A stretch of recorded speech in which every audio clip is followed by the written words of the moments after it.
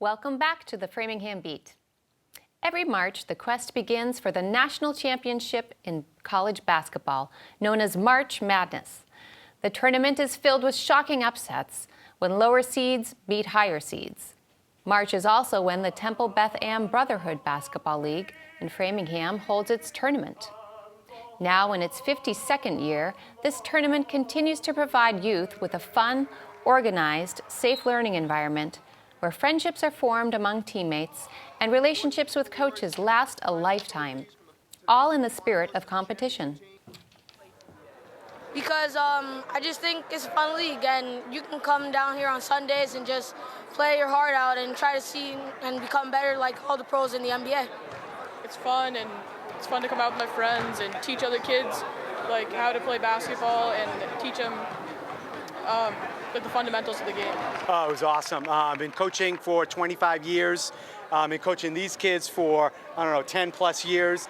It wasn't all about winning, but it was great to pull it off at the end for the kids. I played TBA to play basketball with my friends, and I think that's just the best part about playing TBA. Nyindu was really my assistant coach out there, player coach, and so we all played as a team, kind of learned from each other. It's definitely a challenge, but they're my friends, so I'm not afraid to tell them what to do and whatnot. So I feel like that's also part of it. I think we played as a team. It was a good game. That team is probably our toughest opponents, and they played really well too. It's a great job by the pink team today. They were definitely our toughest opponent. They showed it today, and congratulations to everyone on this purple team. The hard work you guys put in. You listen to your coaches. You gave us your all, and we appreciate that. Kayla, how'd you guys win today? We won from teamwork and all staying together and never giving up on each other. It was really fun, and it was fun playing with my teammates. And like I said, you had to beat the top 3 seeds to win. You guys entered as a 6th seed, and you beat the top 3 seeds in succession to win. Fun year, huh? It was definitely a fun year. You guys played well.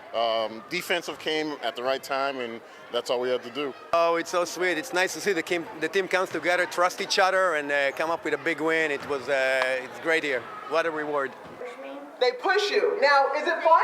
No. Hey, when you get hit, is it fun, kids? No. So when they push you down, what do? Do you stay down? No. What do? And you go what? Even harder after them, right? Don't foul, but you go harder, right? Well, if you live in Framingham, I hope by now you've heard about the proposal by the Charter Commission to change the form of government from town to city. But do you know that this question of how we govern ourselves has been kicked around for the last 100 years?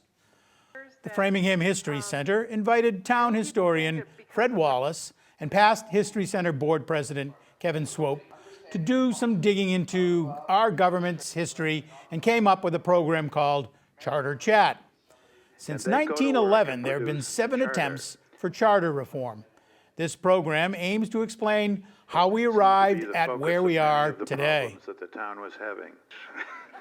And I just thought of these people who have been working to try to make this town a city for so many years, and so I just thought, let's do a history. Let's put what's going on now into some kind of context, and this could be really interesting. I knew there was a vote in the 1920s. In fact, when we started, we had no idea how many votes there were. And as we went along, we found, there's one in 1978. I never heard of that one. Oh, there's one in 1967. I never heard of that one. The other thing that I was surprised by was I assumed it was just sort of city versus town every single time. But a lot of them weren't even about city. It was about a town manager or some other government reform.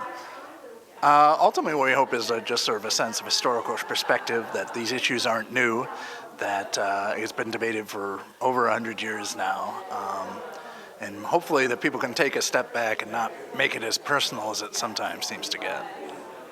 We really wanted to keep it as a historic view and a context, and not get into the current debate, but just really provide a backdrop and a context. And I think people who are really involved, that are on either side, I think they got a lot out of it. So that was the objective.